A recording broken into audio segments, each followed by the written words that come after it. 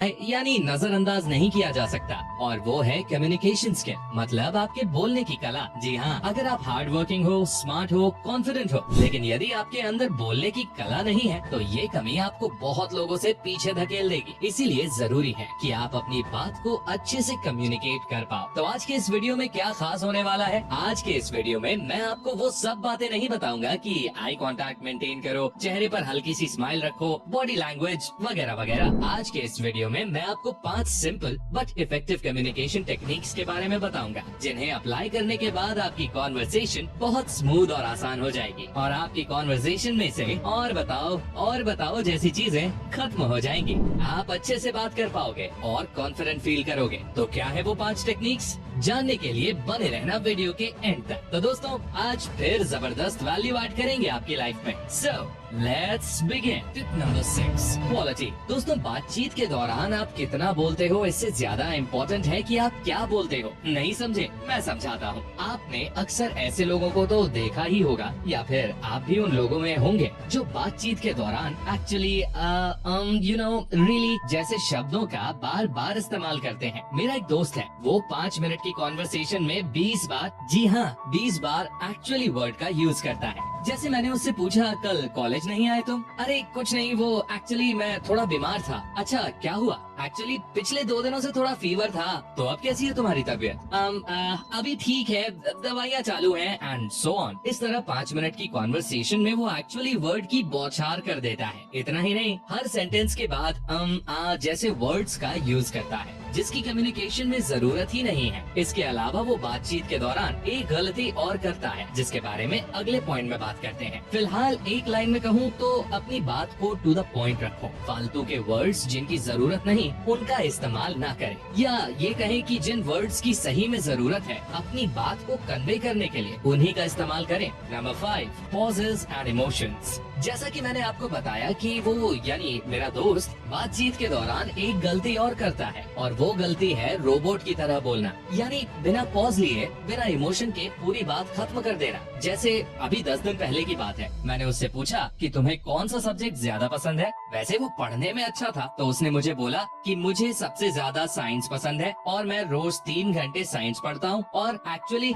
मैं नीट की तैयारी में लगा हुआ हूँ। ये बात उसने बिना पॉज दिए एक सांस में बोल दी, और उसके वर्ड्स में कोई इमोशन भी नहीं था। तो अब आप मेरी और मेरे दोस्त की कॉन्वर्सेशन से क्या सीख सकते हो? आपको पॉज लेना है, जहाँ सेंटेंस खत्म हो रहा है वहाँ 1 से 2 सेकंड रुकना और फिर बात कंटिन्यू करनी है। इसके अलावा आपको बातों में इमोशन ऐड करना है। जैसे आपसे किसी ने पूछा कि आज मौसम कैसा है, तो ये बोलने के बजाय कि आज मौसम बहुत अच्छा है, लगता है बारिश होने वाली है, इसकी जगह ये बोलना, वाह आज क्या मौसम है, लगता है बारिश आने वाली है। पूरी तरह फील के साथ और आराम से एक सही पिच और स्पीड पे बोलना है, ना कि तोते की तरह। अगर आप सैड बात बोल रहे हो तो थोड़ी टोन को, पिच को लो करो, और अच्छी बात बोल रहे हो, कोई खुशी की बात है, तो फिर उसे टोन में बोलो, एनर्जी के साथ। याद रखना, हर शब्द सुंदर है तो उसे उसी सुंदरता के साथ बोलिए। Number 4, speak English. दोस्तों, इंग्लिश दुनिया में सबसे ज्यादा बोली जाने वाली लैंग्वेज की लिस्ट में तीसरे नंबर पर है, और अगर आप इंग्लिश बोलना सीख जाते हो तो ये आपकी कम्युनिकेशन स्किल्स में 4 चांद लगा देगी।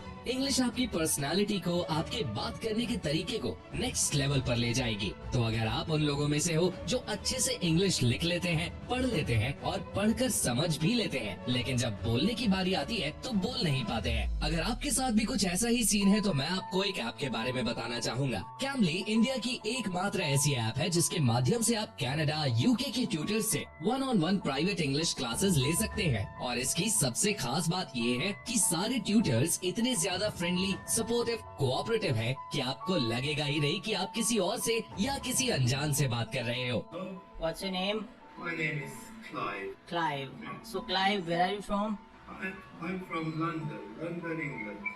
इसके अलावा इसमें पर्सनालिटी डेवलपमेंट, बिजनेस, आईएलटीएस के कोर्सेज भी मौजूद हैं। और अगर आप मेरे कूपन कोड proton22 का यूज करके 3 महीने वाला प्लान परचेज करते हो तो आपको 22% का डिस्काउंट मिलेगा। तो फिर देर किस बात की, अभी जाइए और डाउनलोड कीजिए कैम्बली ऐप को। Link is in the description. Number 3, use statements. दोस्तों, अगर आप किसी से बात कर रहे हो और उसके ऊपर एक के बाद एक क्वेश्चन दाग रहे हो, तो ऐसे में मोस्ट प्रोबेबली वो इंसान आपसे दूरी बना लेगा, क्योंकि उसे लगेगा कि आप उसका का इंटरव्यू ले रहे हो और मन ही मन आपसे जल्द से जल्द पीछा छुड़वाने की कोशिश करेगा। इसलिए जरूरी है कि सवाल पूछने की जगह स्टेटमेंट्स यूज करो। मैं आपको दो तरह की स्टेटमेंट्स बताता हूँ। पहली है कोल्ड रीड स्टेटमेंट। इस टेक्निक में आपको सामने वाले से क्वेश्चन नहीं पूछना है, उसके बारे में अंदाजा लगाना है उसके हाव भाव, बॉडी लैंग्वेज को देखकर। जैसे आपको सामने वाले से पूछना है कि आप किस क्लास में पढ़ते हो, तो ये थोड़ा बोरिंग हो जाएगा। इसे आप कुछ इस तरह से पूछ सकते हो, आप बहुत इंटेलिजेंट लगते हो और मैं पूरे दावे के साथ कह सकता हूँ कि आपका फेवरेट सब्जेक्ट साइंस है एंड आप 11th में हो। अगर आप गलत होंगे तो वो सामने वाला आपको करेक्ट करेगा,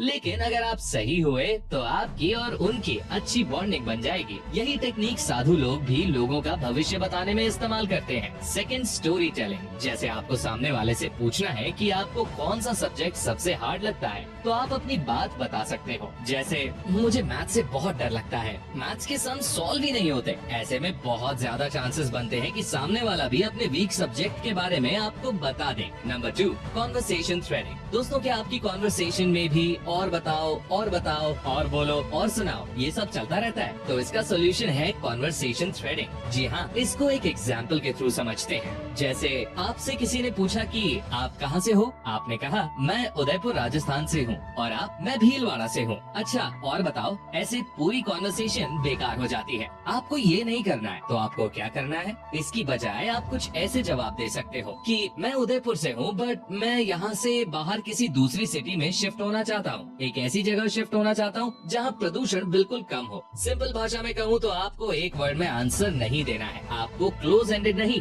ओपन एंडेड क्वेश्चन और आंसर करने हैं, ताकि सामने वाले को भी उसी आंसर या उसी क्वेश्चन में से और क्वेश्चन फ्रेम करने का मौका मिल जाए। अगर आप बहुत कम जानकारी डिस्क्लोज करोगे तो फिर कॉन्वर्सेशन थ्रेडिंग कैसे होगी? सो ask open ended questions, not close ended. जैसे आप क्या सोचते हो, योर ओपिनियन। ऐसे क्वेश्चन जिनका जवाब यस नो में नहीं दिया जा सकता। Number 1, loss aversion. दोस्तों, इसे समझने के लिए चलिए एक शर्त लगाते हैं। जीत और हार पर क्या होना चाहिए, इसके लिए मैं आपको दो ऑप्शंस देता हूँ। ऑप्शन 1, अगर आप जीते तो मैं आपको 100 रुपए दूंगा और अगर आप हारे तो आपको मुझे 20 रुपए देने होंगे। ऑप्शन 2, अगर आप जीते तो मैं आपको 30 रुपए दूंगा और अगर आप हारे तो आपको मुझे कुछ भी नहीं देना होगा। Which option will you choose?